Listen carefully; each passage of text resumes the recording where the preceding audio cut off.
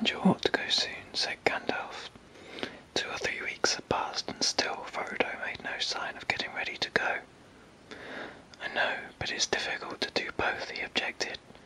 "If I just vanish like Bilbo, the tale will be all over the Shire in no time." "Of course you mustn't vanish," said Gandalf. "That wouldn't do at all. I said soon, not instantly. If you can think of any way of slipping out the Shire without its being generally known, it will be worth a little delay. But you must not delay too long." "What about the autumn, on or after our birthday?" asked Frodo. "I think I could probably make some arrangements by then." To tell the truth, he was very reluctant to start, now that it had come to the point.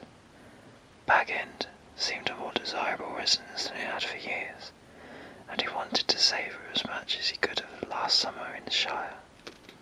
When the autumn came, he knew that part at least of his heart would think more kindly of journeying, as it always did at that season. He had indeed privately made up his mind to leave on his 15th birthday, Bilbo's 128th.